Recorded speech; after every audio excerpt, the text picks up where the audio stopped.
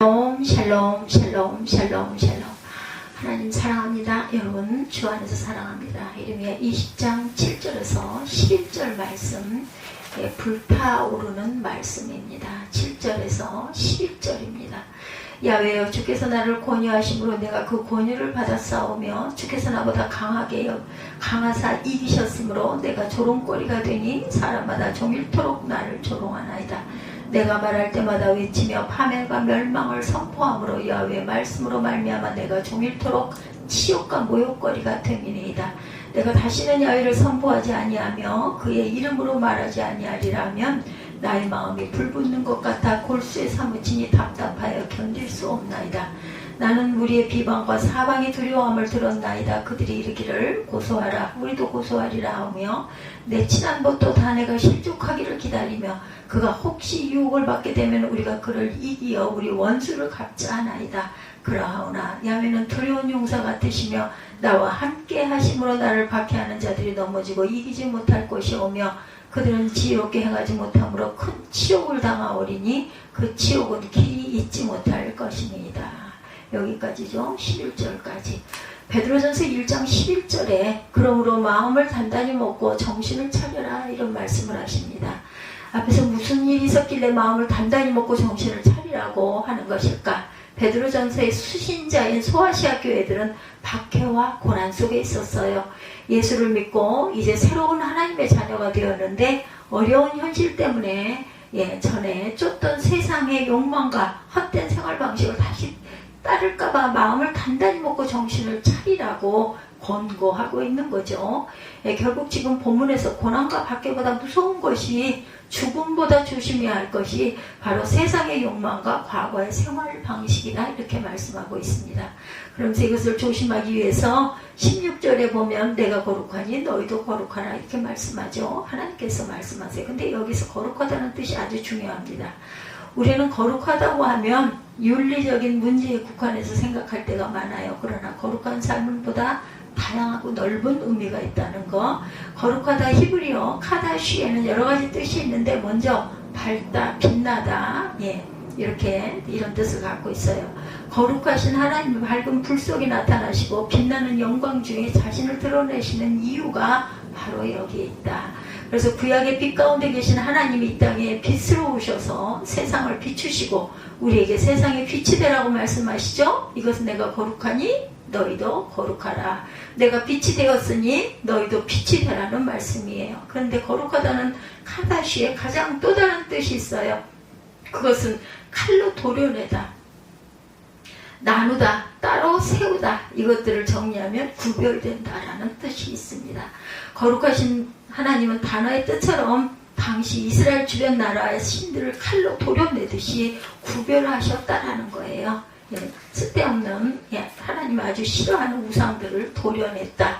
그래서 하나님께서는 이스라엘도 거룩하게 따로 세우시고 그들을 향해 하나님처럼 도려내듯이 구별된 삶을 살라고 요구합니다. 그리고 그것을 위한 기준을 제시해 주셨는데 그것이 바로 하나님의 말씀, 율법이죠. 근데 이 율법을 보면 이상한 점이 있어요. 레위기에 나오는 율법의 내용 속에는 가난한 사람을 돕고 정결하고 도덕적인 삶을 요구하는 내용도 있는데 음식, 먹는 법, 농사 짓는 법, 제사 드리는 법처럼 도덕이나 윤리와는 관계없는 내용들도 있습니다. 이것은 율법에 따라 거룩해지는 것이 단순히 착하게 사는 것이 전부가 아니라는 것을 보여주죠. 여기서 중요한 것은 세상과 다르다는 것이고 하나님이 정하신 기준에서 순종하는 것이다. 그래서 오늘 베드로전서 1장 14절에서 순종하는 자녀로 거룩한 삶을 살라고 말씀합니다. 그런데 우리를 고민하게 만드는 것은 이 거룩한 삶이 결코 쉽지 않아요. 그렇죠? 우리는 믿음으로 새로 태어나 부활로 산 소망을 갖게 된 사람들인데 그렇다면 우리는 세상의 욕망을 따라 살지 말고 세상과 구별되게 살아야 될 것이다. 그러나 우리는 하나님의 구원과 축복만을 칼로 도려내어 취하고 그에 합당한 거룩한 삶에는 큰 관심이 없는 경우가 많아요. 그러나 성경은 우리에게 구원의 달콤함을 감내해야 할 거룩한 삶이 서로 떨어질 수 없음을 가르치고 있습니다. 그래서 오늘 예레미야 20장 7절 이하에서 예레미야가 하나님의 일꾼으로 살아가면서 겪고 있는 동전의 양면 같은 삶의 모습이 담겨 있다는 것, 그것은 바로 단맛과 쓴맛, 기쁨과 고난, 해방과 억압처럼 서로 상반된 특징을 갖고 있습니다. 예레미야는 이에 대해서 성경 전체에서 가장 과격하고 충격적인 언어로 자신의 체험을 표현하고 있습니다. 이것을 히브리어 원문으로 보면 주님께서 나를 파타흐 하셨으므로 나는 그 파타흐에 넘어갔습니다. 주님은 저를 하자크 하셔서 저는 당했습니다. 이렇게 나옵니다. 그런데 파타흐라는 게 무슨 뜻인고 하니 결혼 전에 혼전관계를 요구하고 유혹하는 것을 파타흐라고 합니다. 그래서 출애굽기 22장 16절에 보면 어떤 사람이 아직 약혼하지 않은 처녀를 꿰어서 건드리면 할 때 파타흐가 사용되었어요. 그리고 오늘 본문에서 주님께서 나보다 강하셔서 이기셨다에 나오는 하자크는 남성이 여성을 정복했다라는 뜻을 갖고 있습니다. 여성에게 혼의 정사를 강요하면서 강압적으로 범하는 것보다 노골적으로 표현하면 강간, 하자크입니다. 강간. 그래서 지금 예레미야는 하나님은 나를 달콤하게 유혹하셔서 나는 그 유혹에 넘어갔습니다. 이런 뜻을 갖고 있어요. 하나님께서는 저를 강압적으로 폭력적으로 범하셔서 저는 당했습니다.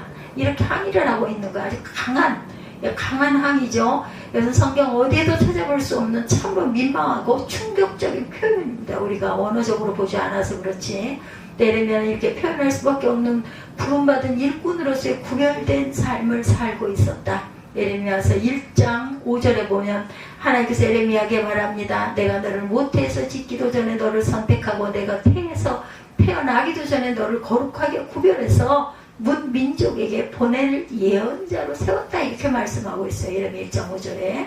이 말씀은 성경에 아무나 들을 수 없는 하나님의 엄청난 축복이자 은혜입니다. 근데 그 축복과 은혜가 결코 즐겁거나 기쁘거나 그죠? 아주 행복하거나가 아니라 정말 견딜 수 없는 고통스러운 일이었었죠.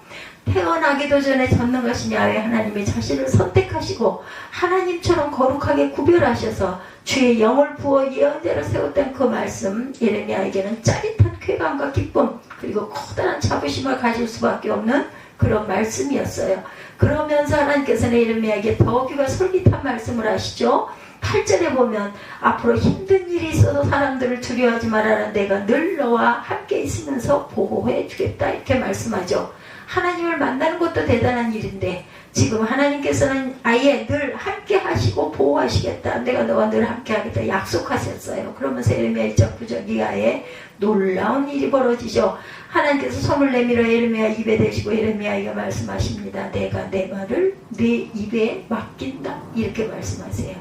똑똑히 보아라. 오늘 내가 문민족과 나라들 위해 너를 세우고 내가 그것들을 뽑고 허물고 멸망시키고 파괴하고 세우고 심게 하였다. 이렇게 말씀합니다. 이것이 바로 예레미야를 향한 하나님의 파타흐, 하나님의 달콤한 유혹이었다라는 거예요. 달콤한 유혹. 예레미야는 이 유혹에 넘어가 하나님의 예언자가 되고 달콤한 체험을 통해 하나님의 일꾼이 됩니다. 그리고 직접 손으로 입에 넣어주신 하나님 말씀을 이스라엘을 향해 두려움 없이 선포하고 이상한 일이 벌어지죠. 달콤한 유혹을 믿고 여기 끝까지 왔는데 예레미야를 기다리는 것은 달콤한 현실이 아니라 쓰디쓴 고난뿐이었다. 아무리 하나님 말씀을 선포해도 백성들은 듣지 않고 거절합니다. 오히려 비웃고 조롱하고 무시합니다.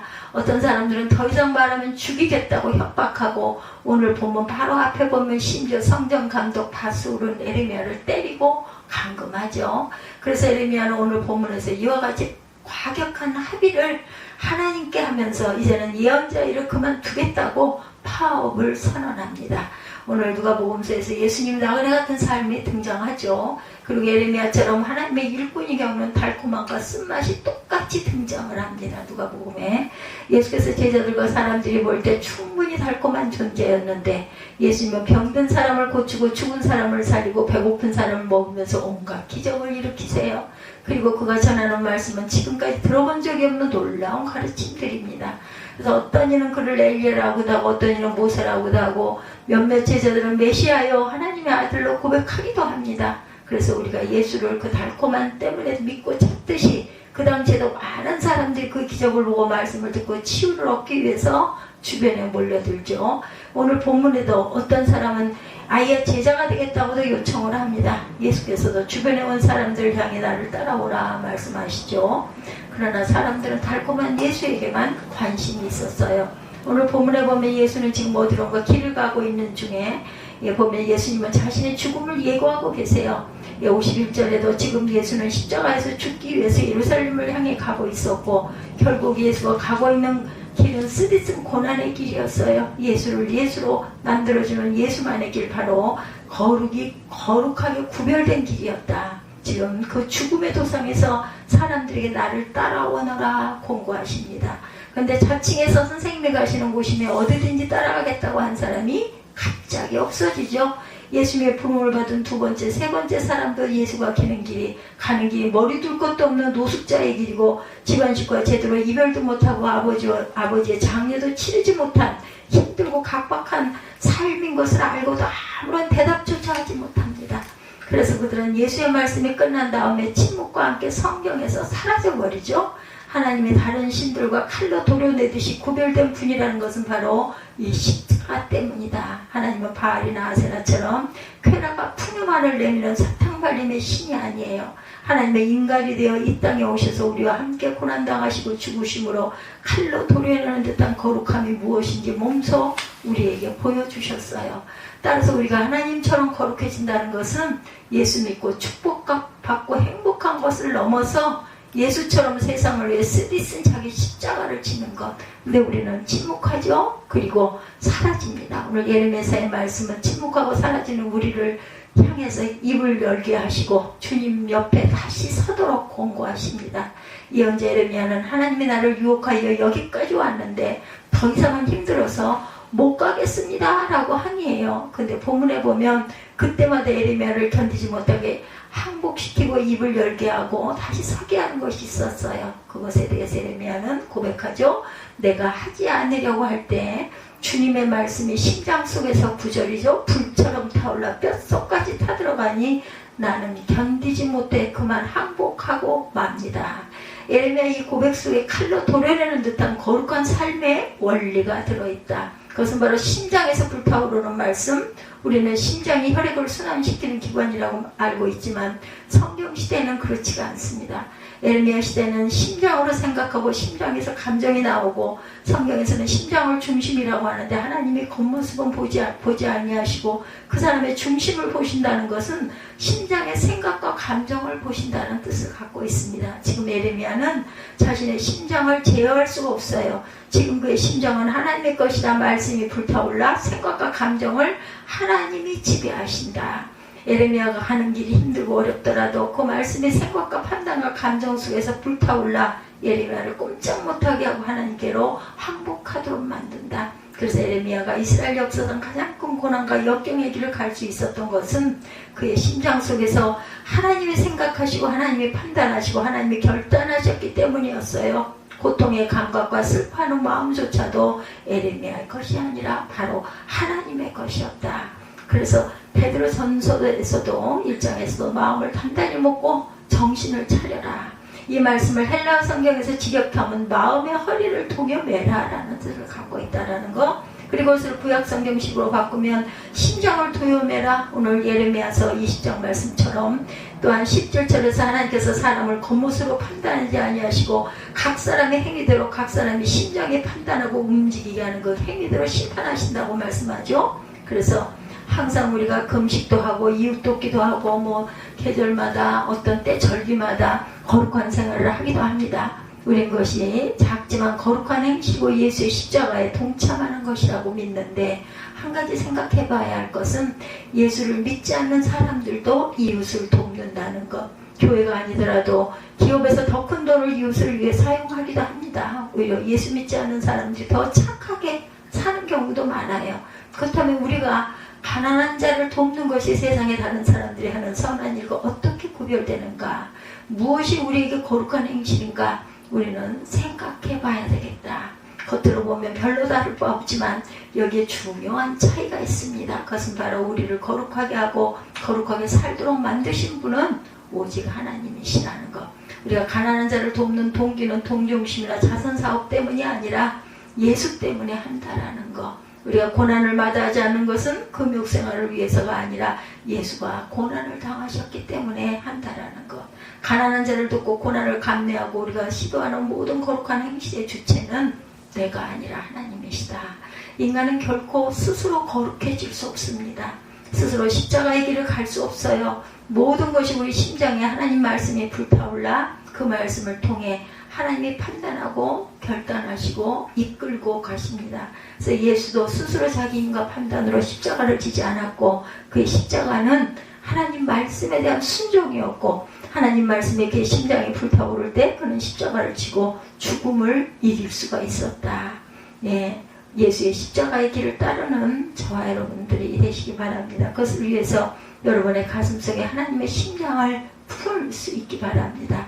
여러분의 심장에 말씀이 불타올라 말씀이 이끄시는 대로 사랑하고 말씀이 주는 힘으로 십자가의 길을 기쁨과 감사로 걸어갈 수 있는 힘과 용기와 능력이 샘솟아오르는 예레미야처럼 내가 그것을 하지 않으려고 했더니 어떻다고요? 말하지 아니하리라 하면 나의 마음이 불붙는 것 같아서 골수에 사무치니 답답하여 견딜 수가 없나이다. 이런 심정적인 고백이 되는 그러한 저와 여러분들의 믿음이 되시기를 주님의 이름으로 축복합니다.